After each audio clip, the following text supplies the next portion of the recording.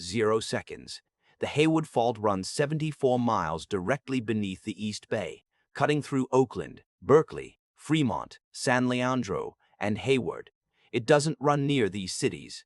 It runs under them. UC Berkeley's football stadium sits directly on top of the fault trace, and engineers have measured the two halves of that stadium slowly pulling apart for decades. The last major rupture was 1868. Its average repeat interval is 140 to 170 years. That window closed years ago. Seismologists have a word for this fault. They call it tardy. Two slabs of crust that have been locked together for more than a century and a half are about to release everything they've been holding. 1 second later, the rupture front is moving along the fault at close to 2 miles per second, faster than the sound of the earthquake can travel through air. This matters more than it sounds. It means for people living directly on the trace, the shaking arrives before any noise does. There's no rumble that builds. The ground simply moves. In sections of the Berkeley Hills and Fremont's Niles district, the surface itself offsets sidewalks, fences, curbs, and driveways that were a single, unbroken line a moment ago, now sit several feet out of alignment. 5 to 10 seconds later, vertical acceleration this close to the source is strong enough to throw unsecured objects, furniture, and people into the air. Downtown Oakland has hundreds of unreinforced masonry buildings, brick structures raised before modern seismic codes existed. Many never retrofitted despite decades of warnings. Unreinforced masonry doesn't flex the way a modern steel frame does. It has no give. Under sustained lateral shaking, the mortar between the bricks fails and the wall separates from the floors it was supporting. Buildings like this don't lean, crack, and settle. They come apart, and they do it in seconds, usually before anyone inside has moved. 30 seconds later, the rupture has torn along roughly 40 miles of fault. Then it does what seismologists have quietly worried about for years. It jumps. The Rogers Creek Fault, which continues north of the Hayward's endpoint beneath Santa Rosa and the North Bay, has been shown by seafloor mapping to connect to the Hayward beneath San Pablo Bay. The rupture crosses that connection and keeps going. What would have been a single major earthquake becomes a longer one, releasing substantially more total energy and extending violent shaking into an entirely separate populated region that had assumed it was outside the primary zone. 45 seconds later, the shaking is still going. Duration is the part people underestimate about large earthquakes. A magnitude 7 rupture of this length doesn't shake for 3 or 4 seconds, it shakes for 30 to 45, and structural damage accumulates the entire time. Buildings that held through the first 10 seconds are failing at second 30 because every cycle of lateral movement works the connections a little looser. Soft-story apartment buildings, the ones with garages or open parking on the ground floor and living units stacked above, extremely common across Oakland and Berkeley, are the specific failure mode engineers have warned about for decades. The ground floor has far less lateral strength than the floors above it, and under sustained shaking it collapses, dropping the entire building down onto itself by 1 story. 1 minute later, freeway structures across the East Bay are failing at their support columns. The Caldecott Tunnel, the main east-west artery connecting Oakland to the inland suburbs, is compromised and closed indefinitely. In terms of ground motion, this earthquake is not larger than the 1906 San Francisco event. It's the placement that matters. In 1906, the San Andreas ruptured largely offshore and through sparsely settled land. The Hayward runs underneath 2.5 million people. Every mile of this rupture passes beneath housing, hospitals, schools, and freeway interchanges built directly on top of it. 5 minutes later, fires are igniting simultaneously across dozens of neighborhoods from ruptured gas lines, the exact mechanism that turned 1906 from an earthquake into a firestorm that burned for 3 days. But this time there's a second failure stacked on top of it. Many of the East Bay's major water mains physically cross the fault line, and they've sheared apart at the offset.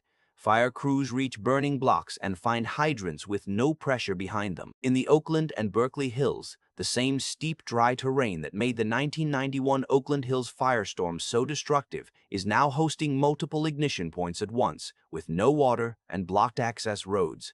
15 minutes later, the Bay Bridge and the Transbay Tube, the underwater BART tunnel connecting Oakland to San Francisco, are both closed for emergency inspection. Even if they're eventually found sound, nobody is reopening either one today. This severs the primary link between the East Bay and San Francisco for roughly 400,000 daily trips. Cell networks, already saturated within the first 60 seconds by call volume, are now failing outright as backup batteries at damaged towers drain. In Sacramento, 80 miles inland, the shaking was strong enough that people felt it clearly and are now watching the news trying to reach family members who aren't answering. 1 hour later, hospitals across the East Bay are triaging patients in parking lots. California's hospital seismic retrofit law has been in effect for decades, but compliance deadlines have been repeatedly extended, and several East Bay facilities are operating in buildings that were scheduled for upgrades that hadn't happened yet. Alta Bates in Berkeley, Highland Hospital in Oakland. The region's trauma capacity is being tested by an event that damaged the trauma centers themselves. Ambulances can't reach large areas because the surface streets are blocked by collapsed masonry facades, and the freeways are either damaged or gridlocked with people trying to leave. 6 hours later, mutual aid is arriving from outside the region, but it's arriving into a bottleneck. Every route into the East Bay is either damaged, closed for inspection, or gridlocked, which means fire crews and rescue teams from Sacramento, the Central Valley, and Southern California are queued on highways behind civilian traffic, trying to get out. Air support is doing what it can, but helicopters can't carry heavy rescue equipment or the number of personnel needed for structural collapse operations across 5 cities. Several hours later, search and rescue is fully underway across collapsed structures. Because the fault runs beneath such a dense corridor, the number of simultaneously affected buildings is far higher than a comparable rupture would produce in open terrain. This is a search operation spread across 5 cities at once, not concentrated in one disaster zone. Utility crews are shutting off gas district by hand, because remote shutoff capability doesn't exist across most of the aging distribution network. The fires that started in the first 10 minutes are still burning and will keep burning until they run out of fuel or the wind changes. 1 day later, Northern California's economy has stopped.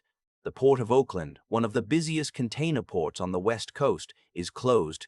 Cranes damaged, access roads buckled. Silicon Valley companies with East Bay and San Francisco offices tell employees to stay home indefinitely, partly for safety and partly because the physical infrastructure required to get to work no longer exists. Grocery stores across the region are stripped of water and canned goods within hours. There's no resupply because the trucking routes into the East Bay run over the same damaged freeways everyone else is trying to use. 3 days later, power restoration is proceeding, but the hardest-hit substations are being measured in weeks. Boil water advisories are in effect across multiple cities as the shattered distribution network is assumed contaminated. Displaced families are filling school gymnasiums, community centers and church halls past capacity, and thousands more are sleeping in cars rather than re-enter homes that haven't been inspected. The aftershock sequence is constant, dozens of magnitude 4 and 5 events, each one strong enough to bring down structures that survived the main shock in a weakened state, and each one sending people who'd gone back inside running out again. 1 week later, the displacement numbers become clear and they're staggering. Tens of thousands of homes are red-tagged as unsafe to enter. And here the disaster stops being geological and becomes financial. Most California homeowners don't carry earthquake insurance. It's sold separately from standard policies. Deductibles typically run 10 to 25% of the home's value, and take-up rates across the state sit somewhere between 10 and 15%, which means the overwhelming majority of these families are facing full reconstruction costs out of pocket, on top of paying a mortgage on a house they can't legally enter. 2 weeks later, freight that moved through Oakland is being rerouted to Los Angeles and Seattle, and businesses dependent on that port traffic are laying off workers as shipments stop arriving entirely. Rental prices in unaffected parts of the Bay Area spike as tens of thousands of displaced residents compete for a housing supply that was already among the tightest in the country before a single brick fell. Caltrans engineers give their first real estimate on the Cordicot Tunnel, and it's measured in months, not weeks. 3 weeks later, the slower failures start surfacing. Small businesses across Oakland and Berkeley that survived the shaking are closing anyway because their customers have left and their supply chains haven't returned. School districts are consolidating students into undamaged campuses, moving children across city lines. Insurance adjusters are so backlogged that homeowners are waiting weeks just for an initial inspection, and the reconstruction contractors who could actually do the work are booked out past a year. 1 month later, the Bay Area's housing crisis, already one of the worst in the nation, has been compounded by the loss of tens of thousands of units in under a minute. The record drove timelines for the Cordicott Tunnel and the Transbay Tube stretch into years, economists comparing total costs to the most expensive disasters in American history are arriving at numbers that rival or exceed them, not because the magnitude was historic, but purely because of where this fault happened to sit. Thousands of former East Bay residents have already relocated permanently to Sacramento, the Central Valley, or out of state, choosing not to wait out a recovery with no fixed end date.